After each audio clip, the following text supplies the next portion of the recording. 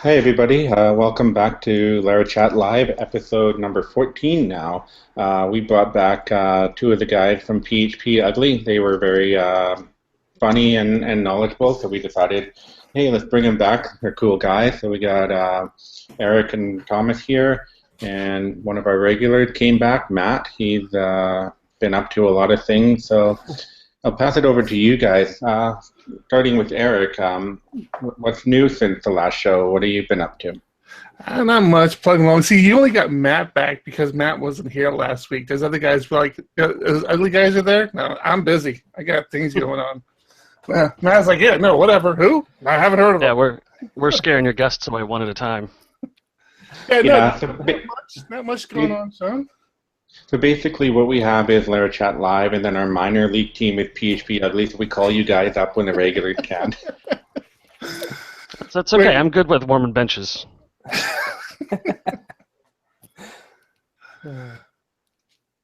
So what have you been up to?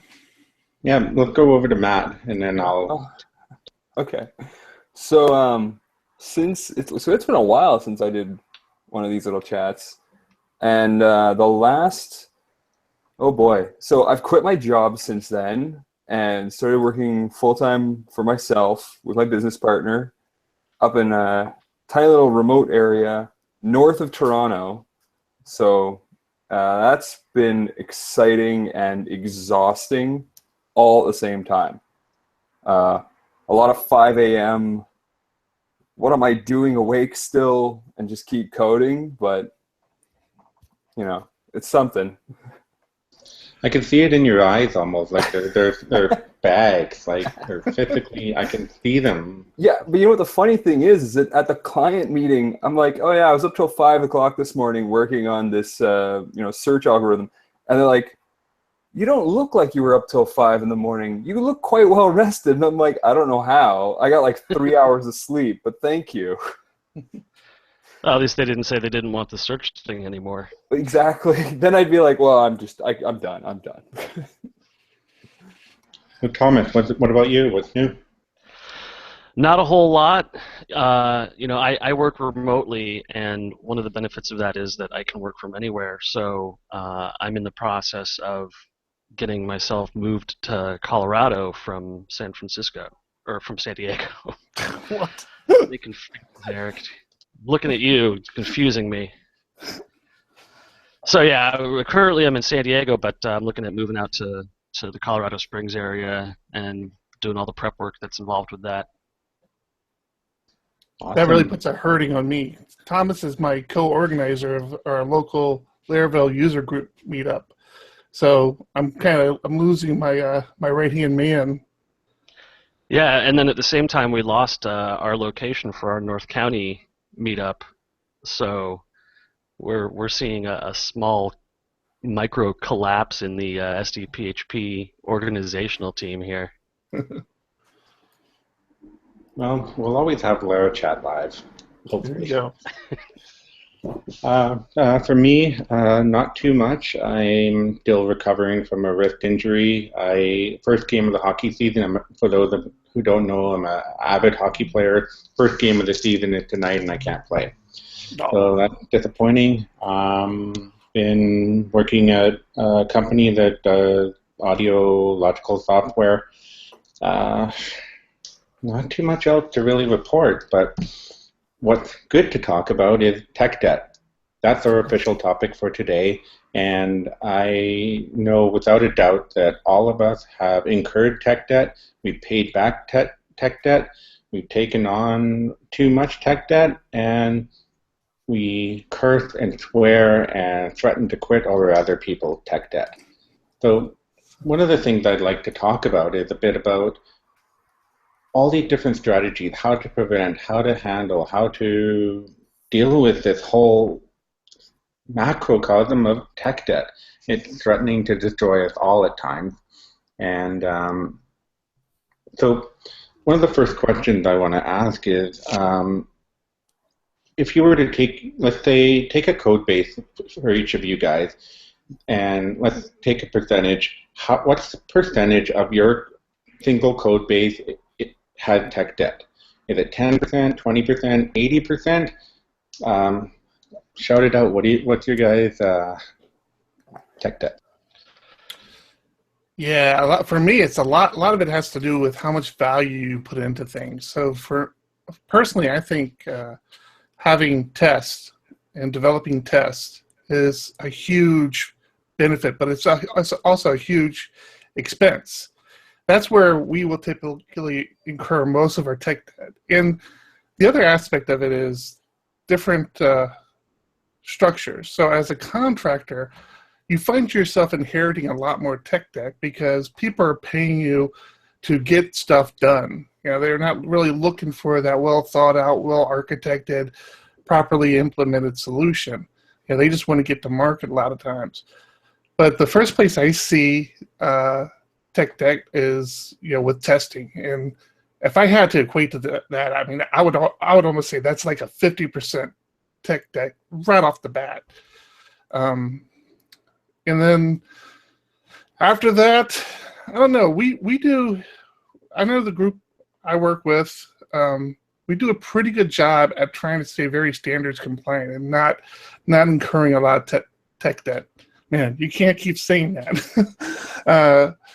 But I mean, you'll see short. And sometimes, I mean, sometimes it's just a matter of things not getting implemented correctly. I guess that's another conversation altogether.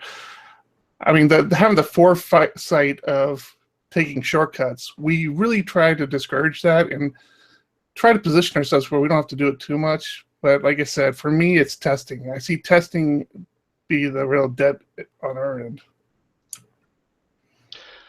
Yeah, you know, for me, I have the biggest problem with feature creep creating tech debt. So when we've got a project planned out, I've got this picture of a solid system in my head. But then all of a sudden the call comes in, oh, we need this button added, we need this put here, we need this functionality changed. And when we start diverging from our plan, our original plan, is when stuff starts to pile up and become, you know, more and more increasingly unworkable. We have to really re-architect the whole thing if we want to get rid of that debt, and we don't want to re-architect the whole thing again because the next day it's going to be another, you know, breaking change request. And I inherit a lot of projects. I inherit a lot of stuff where it's like, oh yeah, this was written in PHP 4.2 and then upgraded to 4.3 and then brought up into 5, and it's like, okay, well, I know what I'm getting into. I know it's going to be a complete mosh of helper files and files that define non-class methods just acting like a class, and it's, yeah, it's about, for me, it's about the features.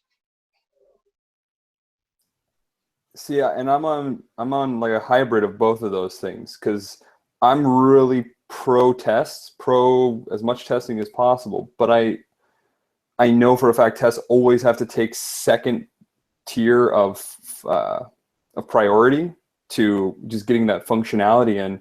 And then a lot of times with clients, we end up with a lot of feature creep.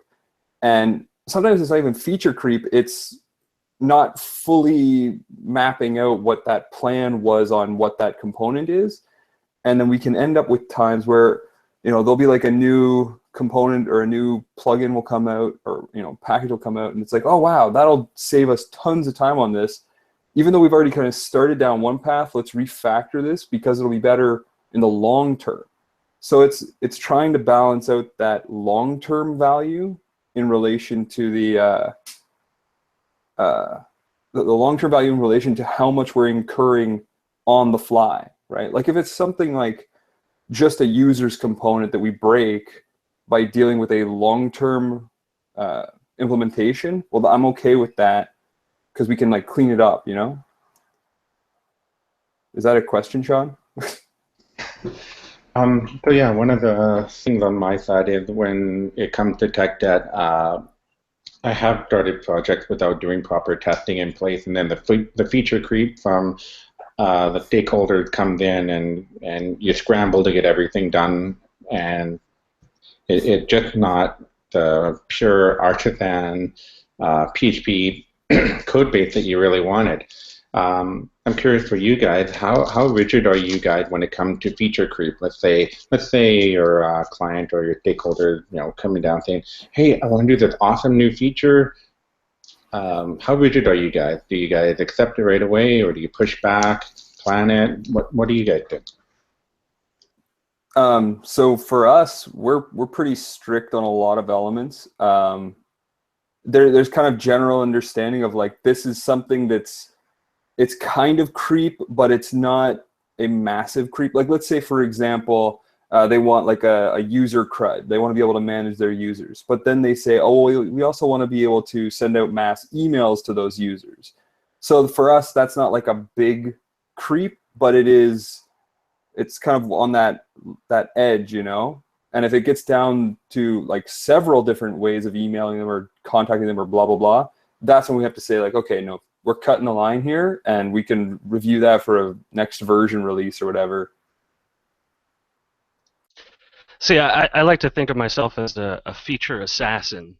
I can take any proposed feature and kill it, but doing so definitely incurs damage with the client. So I try to keep it as absolutely minimal as possible. Now there are plenty of times where a client dumb. How long did I drop out there on you guys? Couple seconds. You're all right though. You're back. There's plenty of times where I think a feature is dumb or just a flat out really bad idea, and I like to compile a list of all the things that are bad about this feature. Say it's an email system. Well, then you have to explain to the client, email systems are not simple. You have to have all of these things together. If you get put on a blacklist from your email server, then you have to deal with all of this stuff. Any feature has its negative elements, and if it is a bad feature that I don't want to implement, then you just have to be able to explain it to the client in a way that makes the feature really unappealing to them, in the same way that it's unappealing to you. But I try to limit it really to a specific, few things. Yeah, I guess there's a bit of a balance in speaking technically and speaking clientese or whatever it is. So on our end, we try and be really rigid, and we say we are not accepting this feature until you have proper requirements in place, until we've had the proper technical spec done on it, and also what comes down to resources. Where are all of the members of our team's resourced? Then at that point we can decide, yes, we can take this on, or if we have to take this on today, we're incurring overtime. We're incurring tech debt that we have to pay back later. And the clients don't always, the stakeholders, they don't always let us pay that back, but we do try and push back the best we can, and ideally I think that's probably the best we can do is keep pushing back, keep setting those expectations, keep educating the clients where the limitations are. And I like what you said, Thomas, where we have to kind of explain that, because if we just say, no, that's dumb, well, we certainly look like jerks. And we can't behave that way if we want to be taken credible, in my opinion. Right, and one of the things to know is that when you have a client come to you who says they are very technically capable, and they know how to code and they know what's going on, they are lying to you. So don't try to talk to them like they're very technical. You have to dumb it down to client speak, because they absolutely don't know what they're doing on a level where they've proposed a terrible feature and know how to implement it, and they just want you to do it for them. It's not what they're doing. So one thing I'm curious about, when it comes to Laravel, which comes out with all these awesome things, let's say Cashier, Spark, the notification system, Passport, like the list goes on. And I'm sure a lot of us have started developing on, let's say a NoAuth server. Some of us may have already started working on that, and Passport comes out and totally blows away our code, and now we have to make the decision. Do we throw away what we've got? Do we take on what Passport is as an example? Like what happens there? And sometimes what we code is specific to a client's request, and now we can extract it out and use it across other different systems. And so that piece of tech is standalone for that particular project, and it could be awful to try and pull it out. With the growth of Laravel and all the cool things that come out, has that hampered you guys in any of your development where you kind of go, oh crap? Every version release. Every version release. Absolutely. This 5.3 was Scout and Passport. Those two, I was just like, damn it, Taylor! Damn it! It's he does it. They come out and it's like, this is so much better than how I did it. Damn. But the flip side of that is the next project that you queue up, you have it. And that helps to curve that tech debt we talked about, as far as, you have it now. Your next implementation is going to be a lot simpler. But I think every release now, he's come out with something where I've been working on a project about 6 months leading up, and something gets released, and I'm just staring at my screen like, son of a bitch. Yeah, I've had it today where I looked at something I was working on. I was like, oh man, Vue.js would be perfect for this. And I go and look at how long the LaraCast series on Vue.js is, and I'm like, oh, there's my debt. It's literally in a timeline right there. I have to. I know what Laravel has that's new and what it can do, and it's cool. But then I also know that, yeah, it's going to take me time to get my version upgraded, to learn about all the new features and how to use them. And every version is dead for Laravel, because you just have to learn it. So on that note, kind of on the same topic, so I've had this issue come up with past projects where we're using a framework like Laravel, Yi, whatever, Symfony, for example, where there are awesome third-party libraries, whether they're part of the Laravel ecosystem or whether they're some other third-party developer, like Matt with his LaraCogs.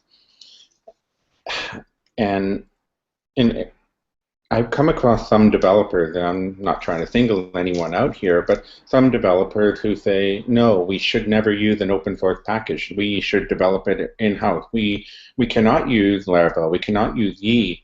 We have to build a wrapper around this and that. And I've found when they build these wrappers that are specific to their project, that creates a lot of tech debt. Because sometimes and again, the big problem is the testing. They don't do that testing on that particular package to the level that it should be. Maybe they don't do it at all. Have you guys, I'm curious what your guys' opinions are when it comes to adopting the code in a framework or a third-party package, or building it yourself. So I'm really big on third-party packages. I really enjoy pulling in new ones, and so long as they've gotten a reasonable support base behind them, right? I mean, when you're grabbing ones that have, for example, let's just say it has 2 stars on GitHub, well, that's not really encouraging me to say this is something I should be looking into, right? But stuff that's sitting there with 500 to let's say 15,000, I mean, that's a lot of developers out there who have indicated that this is of value to them. And when you look at the amount of commits and the amount of members who have actually contributed to a platform moving forward, like, think about it. Like, what would we all do without Guzzle? Like, you're not going to rewrite Guzzle, right? So I mean, fundamentally anyway. And so it's kind of the when I've dealt with those claims of like, oh, we should build it all in-house and stuff, and it's like, well, that's all you've done is you've created a tiny little space where you have to then train your developers to understand how you guys originally saw this and how it should be, versus getting the community to teach your new developers for you, right? Like, that just, to me, that's just a smart business decision more so than like a technical decision in a lot of cases. I want to interject here before anybody else says anything. I'd have to go back on my timeline, but Matt, on this kind of same note, Matt had a great epic rant that he gave to me through Slack one day, LaraChat Slack, and I screenshotted it and tweeted it out. I should go back and try and find it, but if anybody goes through my Twitter stream, scroll down a couple months, you'll find it. It's epic, to say the least. Yeah, all I was going to say on that is I'm kind of on the same way of thinking here as Matt, in the sense that, you know, I'm an open source guy, but I've worked for companies that have had that philosophy, and that's basically what it is. It's a philosophy of we have to build it ourselves, and there's this misconceived idea that you can do it better, that you can do it more securely, and you can't.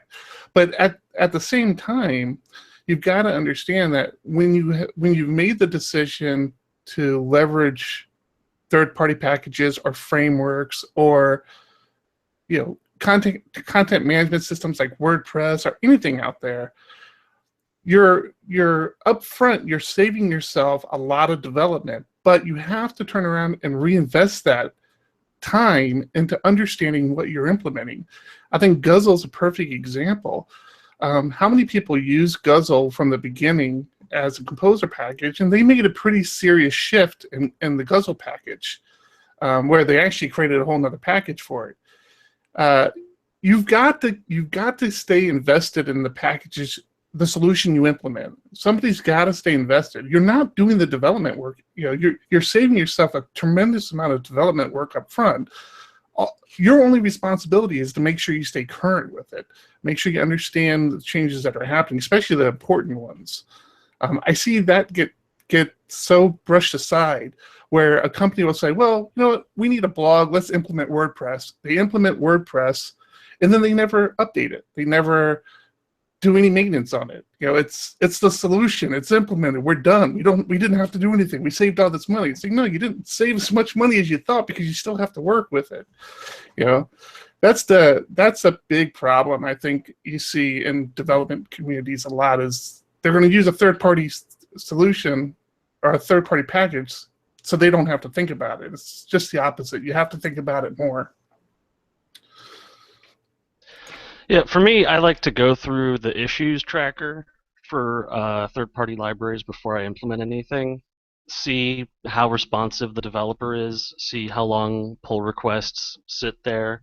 I've had trouble recently where I had a package that needed to be updated to support 5.3, and the tickets that were open to solve it were closed, and they said, "Oh yeah, we'll get to it." So, well, you don't close a ticket and say you'll get to it. You keep the ticket open until you got to it. You know, so definitely keep an eye on what the devs in the package are doing, not just if the package is successful. Yeah, so on that note, with regards to staying current in this package or this code base, whatever it is, like you said, looking at the issue tracker, investing time and understanding how, for example, WordPress, Laravel, Symfony, understanding how they all work. On the Laravel note, curious what you guys think about the Laravel certification thing that people have signed up for. I signed up for it, but I haven't heard anything or know what's coming. But what do you guys think about that with regard to having people staying current and certified as Laravel developers? So I connected with Sean. I messaged Sean right away, or not this Sean McCool, I think is the last name, about the courses and stuff, because the certification sounds all fine and dandy and really cool, but at the same time, I actually wanted to help write tests for it, to help create tests for the certification. Because because I was far more interested in how those are being compiled, like who's actually in charge of designing those tests and everything else. Because, and speaking of understanding a code base and one of the open source packages you're going to use, at my last job, we ended up dealing with a whole bunch of stuff because we were building everything with microservices. We were playing with a lot of Symfony stuff. And then we actually started talking about, well, how does the Symfony kernel work compared to the Laravel kernel? And we ended up spending an entire day just digging through the two kernels and comparing everything between the two. And I'm like, that's understanding like a real open source package level of understanding, like that's really digging into the depths where what I'm fearful about with this certification is it's kind of going to be really surface based of like, oh, you understand the collections and the collections have a handful of methods that you can keep in memory. When to me, the more important thing is understanding the deeper values inside the framework itself. Yeah, I'm super curious to see what comes out of this certification process. I'm almost hopeful that there's going to be different levels of certification, kind of to your point, Matt. I'd like to see maybe a general Laravel certification where you can go and say, hey, yeah, I know the Laravel framework, I understand the concepts, the principles of it, and then maybe a second level of certification that says, no, I'm pretty hardcore. I understand the inner workings of the framework itself. My experience with frameworks, my experience with certification programs in the past, and one of the things I kind of get hesitant on them about is a lot of times, especially when it's a platform-specific framework like the Laravel one would be, is sometimes the certification is about understanding the way Laravel does stuff, and you're not certifying that you're necessarily a good PHP programmer, just that you know how to use Laravel, or you know how to use Symfony, or whatever the certification is. So I'm going to be curious to see how much weight is actually put into a developer who boasts about the fact that they have a certification. Like if it really is going to kind of put them head and shoulders above another, or if it's just going to be like, yeah, okay, this guy had the money, took this test and he passed it, great, but it doesn't really mean anything. See, one of the things that I'm going to interject, Tom, sorry. Not at all.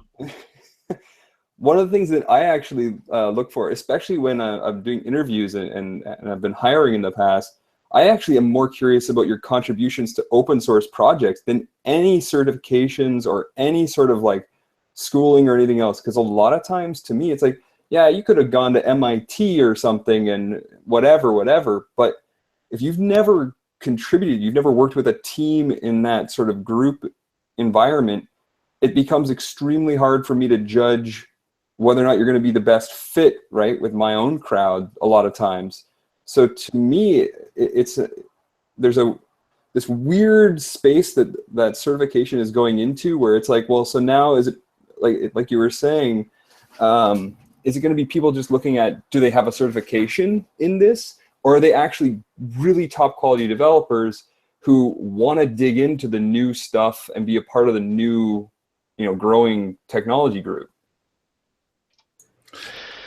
Yeah, and that's a tricky part about certifications in general, is how do you establish the brand value of your certification? How do you get people to, there was a time in the late 90s where an MCSE certification lost all of its value.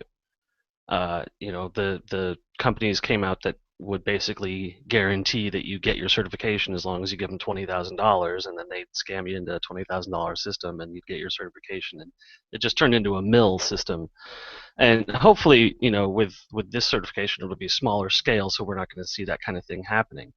But for me, I see certifications in several different lights. Yeah, we're hearing the banging now. Yeah, they're putting carpet in above me.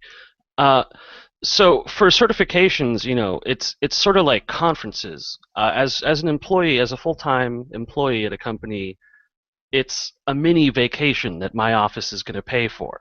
I get some classes and I get some hours on the clock where I'm doing research and improving myself as an employee and a person and getting the certification. But for for the company, they get somebody who better understands the thing they're working on, is going to make fewer mistakes, and hopefully can show that they are competent and willing to continue working on the thing that they've dedicated themselves to. I'm curious what companies like Diego Dev are going to be doing with certifications. Is it, do you say we are a Laravel certified company that does development, and are they going to be sought out because of this certification? It's because that's going to take work on Taylor's end, or well, whoever's running this. Are they going to push the certification as a signature of quality? That's an interesting thought, because I know when I used to work for an agency in the past, they were talking about there's third-party marketing automation systems. There's HubSpot, for example, and there's HubSpot certification. There's another one, Marketo, and when you have those Marketo certification, HubSpot certification, we can put it on our site, we can put it on our LinkedIn, resume, whatever, and it gives us credibility to these clients that want to work in the third-party automation system, and I think it will lend some credibility. How much, I don't know, but it will lend some credibility to companies and people who want to focus on Laravel. How many clients out there in the wild who aren't technical want to work with Laravel? I don't know. But for the people, like let's say for me, if I wanted to hire a company, me being technically savvy, I would look for a Laravel company over, let's say, another framework, just because if I need to take over the project at any point, I can easily dive into the code, I hope. And that comes back to tech debt. But to get us back onto the track of our original topic, if I can, tech debt. And what I wanted to ask was, let's say the scenario we have is we are given a project, it's already been started, there's no testing, and it's a Laravel project, let's say. Let's stick with our what we love and know. And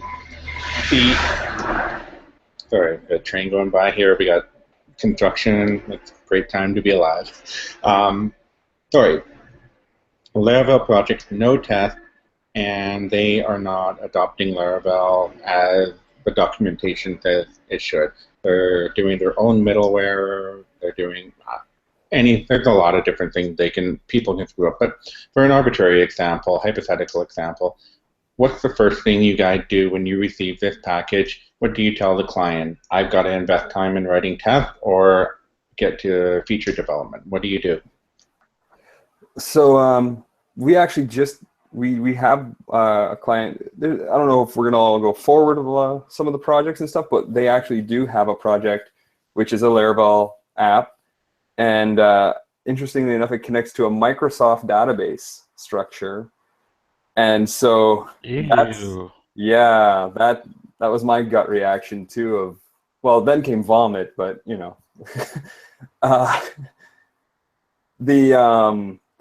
whole.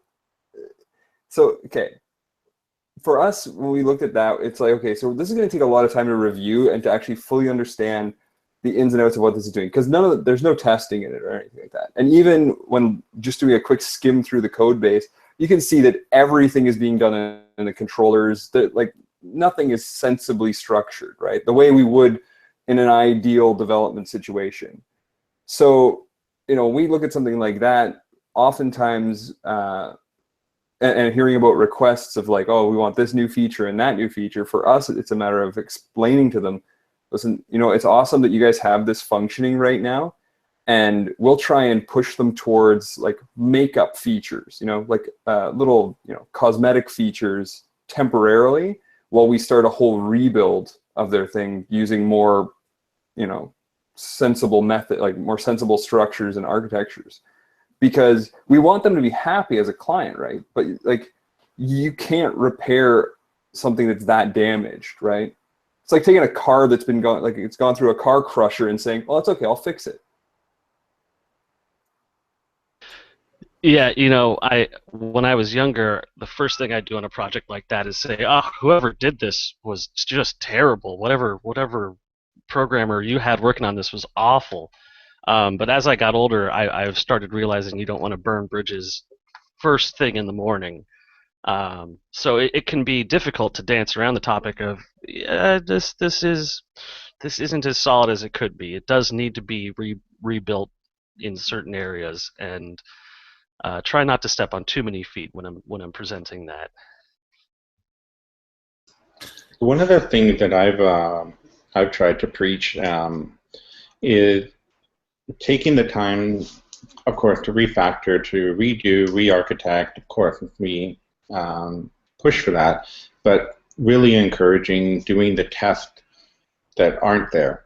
Testing the current software implementation. Let's say we take our controller, they call a model and return a collection. We test that it is returning what it is supposed to test in its current state, so that when we either refactor that section or we re-architect that section, we're not breaking the old architecture. And I find that has a way better, what's the word I'm looking, a way more sensible way about accomplishing your end goal. I can't think of the right word. I'm sorry, but when you have that confidence that the old architecture, the old code base is going to stay alive, it's going to stay up, the client is not going to fire you because you did something that broke their entire system, then you have that sense of confidence to go forward, build it in what you think is the right way, in a more sensible, more cleaner, clearer, solid principle type way. So I really, really try and push that investing that time in those tests early on, because over the long term, if you look at it as an investment, you're going to spend more money in the long term trying to upkeep the original system, add on to it, scale that system, and not break that system. Meanwhile, it'll just cost way more money to do that, in my opinion, than to stabilize it, rebuild the proper solution, and launch it. So, Eric, I think you had a thought that I probably interrupted you. So. Yeah, no.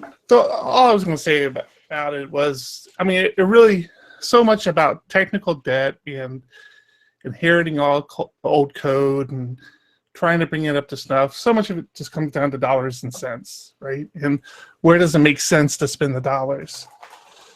And I mean, this is where things really start to differentiate between working inside a company and trying to manage that technical debt, where you have a little bit more leverage to do so, as opposed to trying to convince a client to spend more money to manage technical debt. We talked about, you and Matt brought up the whole, you inherit this Laravel project that doesn't adhere to Laravel standards, and now how do you manage that? And that's actually not a terrible spot to be in, because at least you're on the right platform. So often we see WordPress, to us, is a perfect example, where everybody tries to use WordPress as like a framework or as a solution, and it's completely wrong for what they're trying to do. And by the time it gets to us, it's like, yeah, we have this broken system we built on WordPress that isn't quite right and isn't quite doing what we wanted to do. Can you help? It's like, yeah, we can help. We can rebuild it in Laravel for you. That would probably help a lot. And that's where that dollars and cents doesn't add up for the client. They're like, I'm not going to scrap everything I just did on this WordPress platform to move over to another platform just because you think it's better. It's like, yeah, it's really a hard sell. It really is. And most of the times, what you try to do is you try to get them to MVP, minimum viable product, get them up and running. If it's a solution that is meant to bring income to your client, get some sort of income flow happening, then convince them, okay, we really need to think about doing this right because we can't scale, we can't, ABC, we can't do these things. We're stuck. Yeah, I mean, we were talking with a client recently that was talking about wanting to implement all these new billing features in their one app, and their whole thing is built on Drupal. And it's like Drupal 7 or some older version. And we're like, okay, well, it's awesome that you guys want to do that, but it's much smarter to kind of put together all your thoughts in the what do you want over the next like couple of years and do a full rebuilding, because right now you're just going to be like putting a band-aid on something, and you're going to hate us for it, because if we do that, then we're going to tell you in 2 years you have to tear this whole thing down because it is unsustainable. And so I think it's sometimes it is really hard to sell a client on not incurring tech debt, because I just don't feel like a lot of times clients just don't comprehend this idea of that there is a thing called tech debt, right? Yeah, you totally nailed it there.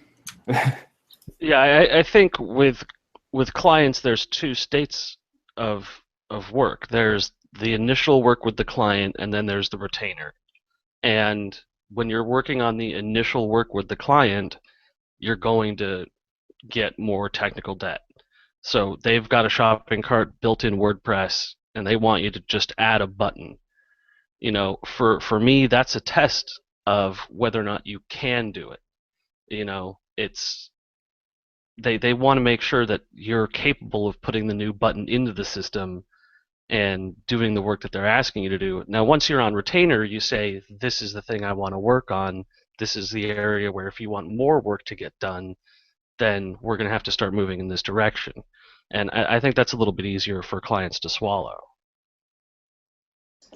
I wanted to go back to Matt's comment about the Drupal example. Is that because it's Drupal and not Laravel, or not a platform or because it was an older version of Drupal, probably written in a less than stellar way?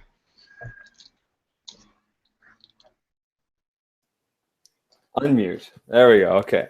Yeah. So I mean, the main reason from our perspective is it was time-wise, right? I mean, they're very keen on a quick timeline, and for us to go down the road of digging through Drupal and remembering some of those details from the past, as well as knowing that we're working in a much older version that isn't necessarily going to be compatible with pushing them forward on that. It's like there's so many negatives on that, right? And I mean, to me, I was just like, I just think it's smarter. Like they could say we want to build it all in Node.js, and I'd be like, oh, well, if that's what you want. It was mostly the fact that it was only going to dig a deeper hole than what they currently had, right?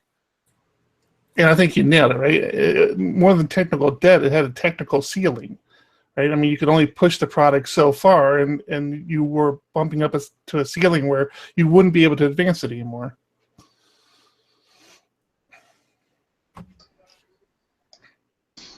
Oh, sorry.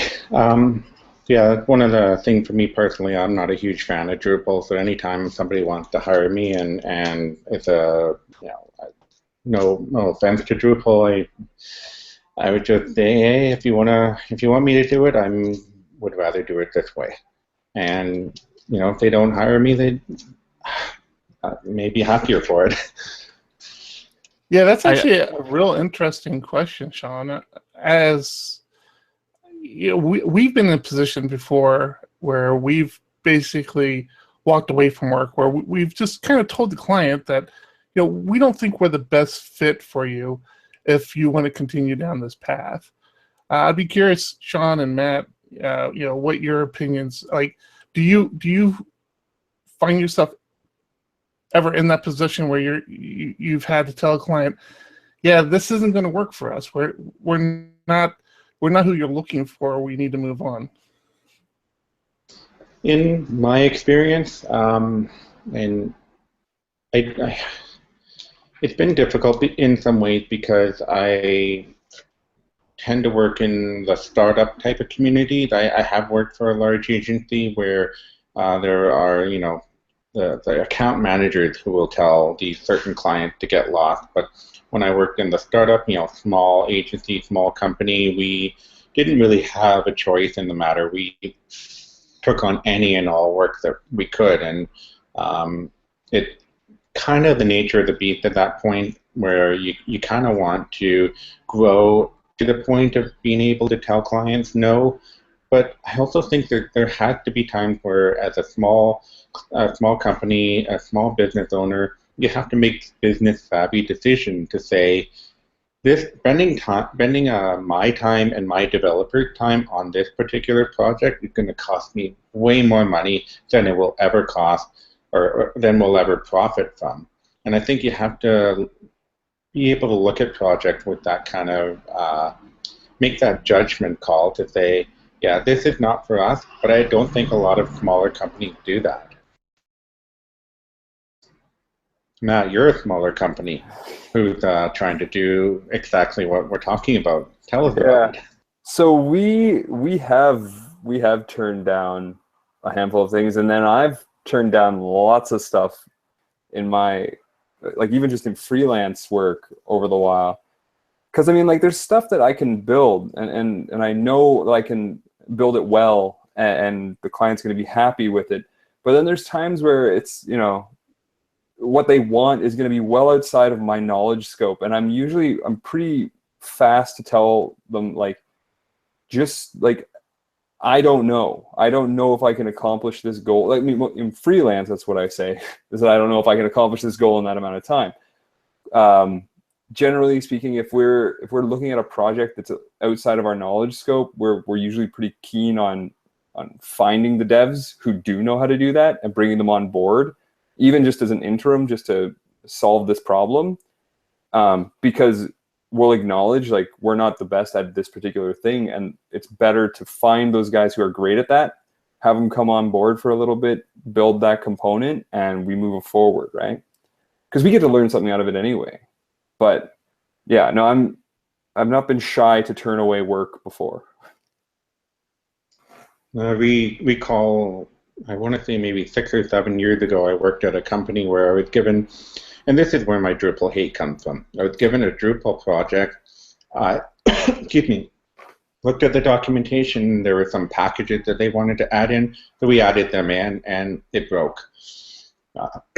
Looked at, excuse me, their website, emailed their author. I don't even think GitHub was very popular at that time, but the author said, "Oh yeah, just do this and this, and it'll work." Like, I did that. It's not working. And so the more I looked at it, the more time I spent on it, I found that the original developers had sorry guys, the original developers had gone into the core code base, the Drupal framework, altered it to fit whatever it is they were trying to do. So when any new plugin came in, it didn't work. And it was just one of the most frustrating things to do. Somebody coming into Drupal new, not knowing kind of how the core framework works, and it just not working. It was so frustrating. I ended up, working there until 1 a.m. at night.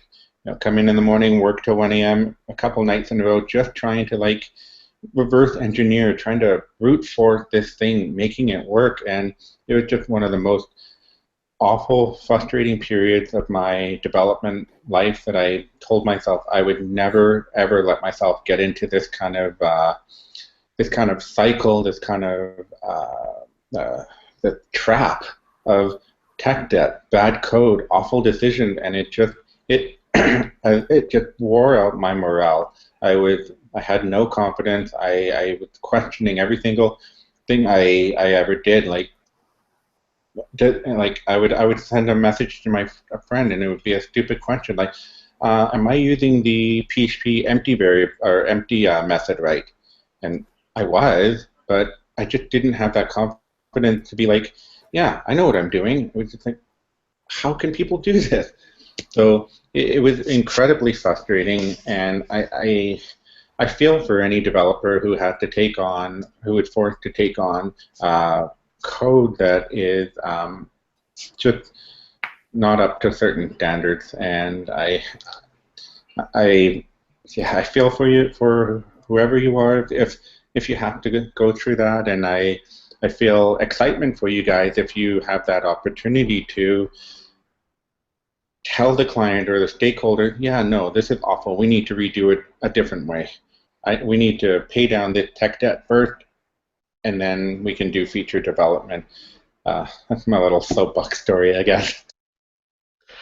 Yeah, I've had an issue recently. You know, one of the things about our line of work is that people move companies pretty often. But at my current company, I've actually stuck around for about 4 years now, and I've encountered myself as the person who wrote this bad code that has to be maintained. You know, I had a project that needed just a slight update earlier this week, and I couldn't even remember the name of the project, so I finally go find it and dig it up, and I look at it. It's like, this is Laravel 4.2. Wait a second, and then I start looking through what I need to do to implement this new little feature. I'm like, wow, I'm gonna have to upgrade this to 5.3. It's gonna be a whole process. I can't do anything with this horrible code, and repositories are everywhere, and nothing is correctly named anymore. And so, you know, sometimes the technical debt is just the code you wrote 5 years ago. Well, thank goodness for Get Blame. It really puts shame on ourselves, doesn't it? Oh, all the time. I can't tell you how many times I've been coding. I'm like, what idiot did this? You pull up a little Git blame, like, oh yeah, that was me. Yeah, no, I did that. So we're coming near the end of the hour here, and I'd like to open it up to our community questions that we always do after every show, or near the end of every show. One of the questions we have is one of our regulars who watches every single show religiously, Eduardo. Thank you, Eduardo, for that. But the question is, do you think it's best to just sit and write tests, or do them little by little when you are, in that example that I talked about, picking up an old project? I mean, my rule of thumb is any test is better than no test. So if it's little by little that gets the job done, then do it. If you have the opportunity to set a day or two aside to just pound out a bunch of tests, all the better. Just get tests done. I mean, if you're just writing one or two tests, just write one or two tests. You know, get comfortable with it and build on it. Just do it. Yeah, for me, if I've got a project that I think needs a complete rewrite, then TDD is the easy, obvious choice. You write tests that pass everything on the existing site, and then you start doing your rewrite against those tests to make sure that what you're rewriting is actually creating things correctly. So I'm all for large batches of tests being written at one sitting. So, go ahead, Matt. Oh, I was actually going to agree with both sides. I mean, sometimes what I'll do is while I'm working on something, I'll write a couple little tests of, you know, just like some basic surface tests, and then I'll pick like random days where it's just like I want to zone out. You know, I don't want any interruptions. I just want to be in a state where I don't feel that high pressure of like this has to function perfectly right now. I can just build some tests, and then I can experiment with some stuff. And I've done that a lot with my open source packages. It's kind of like any open source packages I've done, I've put out like some basic tests at the beginning, and then I'll spend like 2 or 3 days just testing like as much as I can, and then I'll be like, okay, I'm done. I can't test anymore for now. So an extension to that question is, and I think Thomas touched on it a little bit, is that old project that we talked about, do you test the entire scope or specific features? How far would you guys recommend going? No, you go ahead. I was going to say, again, if it's an existing application that you're kind of in charge of the maintenance on, maybe this doesn't really address your question, but a good practice to get into is as as bugs are reported or as tickets are created, create tests that confirm those tickets and let those be your tests moving forward, so that you don't have those bugs again. I don't know if that exactly addresses what you're asking, but I just thought I'd throw that out there. Yeah, and I'm a bit of a newbie with testing, and I know Laravel's testing uses PHP unit, but it's not really unit testing. It's more of a functional or integration testing. But I definitely like to use testing bugs as a way of learning how to write better tests in the future. If I'm testing a bug, then clearly I've missed something when I was developing it in the first place. So I like to go back into old tests and test for that bug in every other iteration, so that in the future I won't do the same thing again, or at least I'll catch it if somebody else does. Yeah, I think I'm I'm on the fence because it really depends on your timeline. Man, I'm losing my voice. It really depends on your timelines and how important it is to the client that this old code base stay maintained. I can see you're really broken up over this, Sean. It's fine. Pull it together, man. Sorry, guys. Yeah, it really frustrates me and makes me mad, and I punched a wall and broke my hand because of it. No, I didn't really. Where on the test case did the bad code touch you? Oh, dude. So yeah, I think it really there's a lot of variables in play. Your stakeholder, the adoption of the old code base, like who uses it, how often do they use it. There's a lot of different questions you have to ask before you can decide: do I test the whole thing, or do I test nothing? Excuse me. So what I'd like to do now is we'll call our show today before I completely lose my voice and look really dumb on the air. I'd like to thank Eric and Thomas from PHP Ugly for coming on. Maybe what we'll try and do with LaraChat is go get some investor funding, and then we can buy PHP Ugly and make them be a part of LaraChat 100%. We'll see how that goes with the VC down in the valley this week. Not sure if that's really a benefit for you there, Sean. You might want to rethink that one. No, we've got baggage.